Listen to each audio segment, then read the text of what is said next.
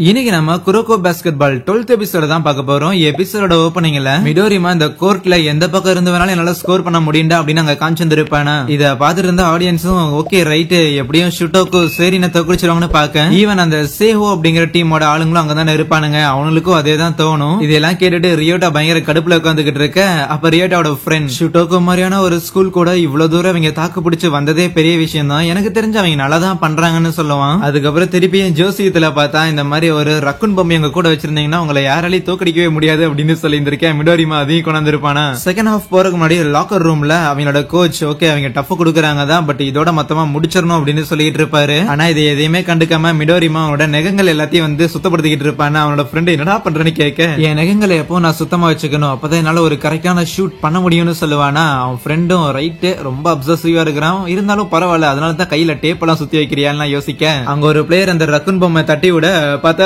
தூக்கி வச்சு கத்திக்கிட்டு இருப்பான். இதெல்லாம் எது கூட தேவையில்லாம கொண்டு வரேன்னு. இன்னொரு பக்கம் நம்ம ஹீரோஸும் பார்த்தா லாக்கர் ரூம்ல தான் வந்திருப்பானுங்க, பட் ரொம்ப அமைதியா இருப்பானுங்களா, யாரும் எந்த ஒரு வார்த்தையுமே பேச மாட்டானுங்க. இதெல்லாம் பார்த்துட்டு இருந்தா நம்ம ரீகோவும் ஆஹா அவனுக்காக நான் ஏதாவது பண்ணி ஆகணுமே ஏதாவது சொல்லுமே எங்களை சீர பண்ணணுமே அப்படிங்கிற மாதிரி யோசிச்சுக்கிட்டு இருக்கேன். கேப்டன் யூகா ரீகோ நீ நிறுத்து, நீ ஒன்னும் சொல்ல தேவையில்ல, நீ ஏதாவது முட்டாள்தனமா பேசணும்னு எனக்கு தெரியும் அப்படின்னு பாதியிலே நிறுத்திடுவாரு. அப்ப குரோக்கோ மேட்சோட வீடியோஸ பாத்துக்கிட்டு இருக்கேன். ஏன் ரசா ஏதாவது ஐடியா இருக்கான்னு கேட்கும் போது இல்ல எந்த ஒரு ஐடியாவும் கிடையாது, உண்மையை சொல்ல போனா நம்ம ஜெயிப்போமா தோப்போமா அப்படிங்கிற கேள்வி எனக்கு இருந்தது இல்ல, எப்பவுமே நான் ஆடும்போது ஜெயிக்கணும் அப்படிங்கிற மாதிரி தான் ஆடிக்கிட்டு இருக்கிறேன். ஈவன் நம்ம ஆப்போனன்ட்ஸோட 100 பாயிண்ட் வித்தியாசத்துல இருந்தா கூட ஏதாவது ஒரு எரிக்கல் மேல வானத்துல இருந்து கீழே வந்து இந்த இடத்துல விழுந்துராதா, அந்த மாதிரி ஏதாவது நடந்து கூட நம்ம ஜெயிக்க மாட்டோமா அப்படின்னு தான் எதிர்பார்ப்புன்னு சொல்லும் போது யூகா சரி நீங்க கதை பேசினதெல்லாம் போதும். மத்த சீனியர்ஸும் ஆமா எரிக்கல் வந்து விழுகிறது அப்படிங்கிறது அவ்வளவு நம்புற மாதிரி இல்ல, ஆனா ஒரு கம்பேக் கொடுக்கறதுங்கிறது நம்புற மாதிரி தானே இருக்கு. சோ அதனால வாங்க அதை பண்ணுவோம்னு சொல்லி மேட்ச்ல இறங்குறாங்களா. பார்த்தா நம்ம குரோக்கோவை பெஞ்சில குறைச்சிருக்காங்க. நம்ம ரியோட்டாக்கே ஷாக்கு தான் ஏன் குறைச்சிருக்காங்கன்னு. அவன் ஃப்ரெண்டு தான் சொல்றான் இந்த டாக்கா அப்படிங்கிற பையன் உள்ள இருக்கிற வரைக்கும் குரோக்கோவால பெருசா எதுவும் பண்ண முடியாது, so it's more of a ஸ்ட்ராட்டஜின்னு கூட சொல்ல முடியாதுன்னு சொல்ல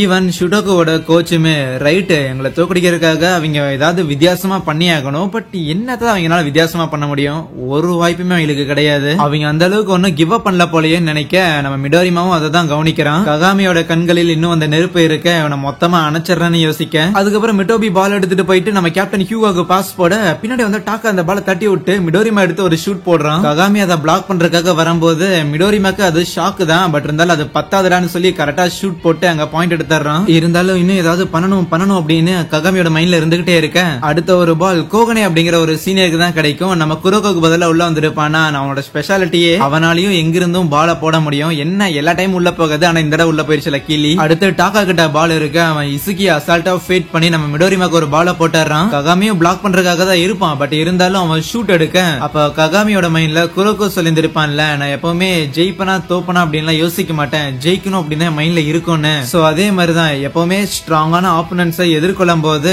நம்ம ககாமிக்கு பயங்கர ஹாப்பி ஆகும், பட் அந்த அளவுக்கு ஒரு ஸ்ட்ராங்கான ஆப்போனன்ட்டை எதிர்த்து ஜெயிக்கல அப்படின்னா அந்த ஹாப்பியா இருந்து மட்டும் என்ன பிரயோஜனம்னு மிடோரிமா ஷூட் பண்ண அந்த ஒரு பால் அவன் லைட்டா தொட்டுருவானா. சோ அதனால அது மிஸ் ஆகி உள்ள போகாது, கீழே விழுந்துரும். ஈவன் ஷுட்டோக்கோட பிளேயர்ஸுக்கே ஷாக்கு தான், மிடோரிமாவோட பால் முதல் தடவை உள்ள போகாம இப்பதான் பாக்குறேன்னு. மிடோரிமாவோ இன்னும் இவன் விடவே மாட்டேங்கிறான். சரி டே ககாமி பையா உன்னோட ராசி என்னடான்னு கேட்க அவனும் இந்த மாதிரி லைக் சிம்ம ராசின்னு சொல்லும் போது ஏற்கனவே மொபைல் அந்த ஜோசியம் பார்த்து இருப்பான்ல, சோ அப்ப அது சொல்லியிருந்திருக்கும் உங்களோட ராசிக்கும் இந்த சிம்ம ராசி இருக்கிற யாருக்கோ ஏதாவது கான்ஃபிளிக்ட் வர மாதிரி இருந்துச்சுன்னா கொஞ்சம் ஜாக்கிரதையா இருங்கன்னு. சோ அது சொன்னது உண்மைதான் போலேன்னு நினைக்க அடுத்தது ஹியூகோ அங்க ஒரு பாயிண்ட் ஸ்கோர் பண்ணும் போது இதை பார்த்துட்டு இருந்த அந்த சேஹோங்கிற ஸ்கூலோட ஆளுங்களும் அவன் மிடோரிமா அளவுக்கு இல்ல அப்படின்னாலும் இந்த டீம்ல அதிகமா பாயிண்ட் எடுக்கிறதே அவன் தான், ஈவன் நம்மளே முடிச்சுக்கிட்டதே அவன் தான் யோசிக்க ஈவன் டாக்காமே அந்த ஒரு ஷூட்டை அப்ரிஷியேட் பண்ணிட்டு அதுக்கப்புறம் மிடோரிமாக்கு பால போட நம்ம ககாமி தான் இந்த தடவை மிடோரிமாவை பிளாக் பண்ணியிருக்கான். அவன் அந்த பாஸ்கெட் கிட்டே இல்ல அப்படிங்கும் போதுமே அவனை கார்னர் பண்ணியிருக்கானா, ஏன்னா ஆப்வியஸ்லி அவனால எங்கிருந்து வேணாலும் ஷூட் பண்ண முடியும், அதனால அங்க தடுக்கிறது இல்ல எங்க தடுக்கிறதுமே வந்து பெட்டரான ஆப்ஷன் தான். சோ அப்ப நம்ம ககாமி ஒரு விஷயத்த யோசிச்சு பாக்குறான்,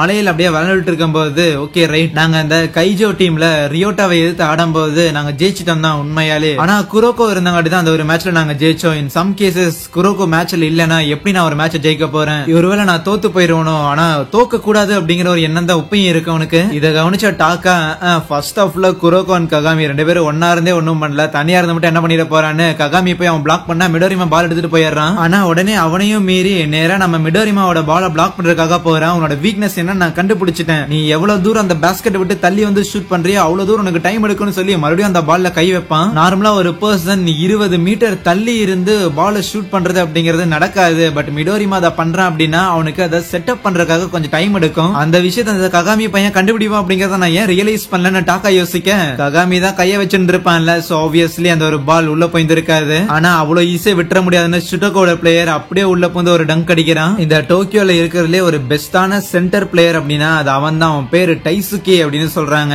சோ எப்படி அந்த அஃபென்ஸ் அண்ட் டிஃபென்ஸ் இருக்குதோ சோ அந்த மாதிரி மிடில் கேம் ஆடுறதா அந்த சென்டர்னு சொல்லுவாங்க. அடுத்தது நம்ம கோகனே ஒரு பால் அடிக்கலான்னு வர அந்த டைசுகே உள்ள போந்து அதை பிளாக் பண்ணி விட்டாருன்னா, இப்ப அந்த பால டாக்கா தான் வச்சிருந்திருக்கான். பாஸ் பண்ணலாம் அப்படின்னு பார்த்தா அந்த டைசுகேவை 2 பேர் உள்ள போந்து பிளாக் பண்ணிடுறாங்க. சோ வேற வழி இல்லாம மிடோரிமாக்கு தான் போட, மிடோரிமா பாஸ்கெட்டோட பக்கத்துல தான் இருக்கிறான். ஷூட் பண்ணிடுவான்னு எதிர்பார்க்க ககாமி அப்பயும் பிளாக் பண்றதுக்காக வேகமா வருவானா. இதை கவனிச்ச ரியோட்டாவுமே ரைட், இந்த ஜெனரேஷன்ஸ் ஆஃப் மிராக்கிள் எங்க எல்லாரையுமே தோக்கடிக்கிற அந்த ஒரு பவர் அது அவங்கிட்ட இருக்குது. அவனால அதிக உயரம் குதிக்க முடியுதுங்க போது அங்க மிடோரிமா ஷூட் பண்ண பால் அவன் உள்ள போந்து தட்டி விட்டுருவான். கவுண்டர் அட்டாக்காக பால் எடுத்துட்டு போனா நம்ம இசுகியுமே நீ எவ்வளவு ஸ்ட்ராங்கா வேணா இருந்துக்கோ, ஆனா உனக்கு ஒரு வீக்னஸ் இருக்குடான்னு சொல்லி அங்க ஒரு பாயிண்டையும் ஸ்கோர் பண்ண ககாமி இன்னுமே குரோக்கோவா இருக்கட்டும் இல்லன்னா சீனியர்ஸா இருக்கட்டும் அவங்கள நம்பி மட்டுமே ஆடக்கூடாதுங்கிற நினைப்பு இருக்கும். அடுத்த ஒரு பால் அந்த டைசுகே அப்படிங்கிறவனுக்கு வர அவனை 2 பேர் சேர்ந்து பிளாக் பண்ணி இருப்பாங்கல்ல, பட் அதையும் மீறி தன்னால பாயிண்ட் ஸ்கோர் பண்ண முடியும் நினைப்பான். யாரும் தேவையில்லை, என்னால தனியா இருந்து மட்டுமே பாயிண்ட் ஸ்கோர் பண்ண முடியும், ஜெயிக்க முடியும் அப்படின்னு சொல்லி உள்ள போந்து நம்ம ககாமி அந்த ஒரு பாலை தட்டி விட அது ஒரு ஃபவுலா போய் முடிஞ்சாலும் எல்லாரும் பயங்கர ஹாப்பி ஆவாங்க. பரவாயில்ல நம்மளால ஷுட்டோக்குவை ககாமி வச்சு தோக்கடிக்க முடியுமோன்னு. ஆனா நம்ம குரோக்கோட மைண்ட்ல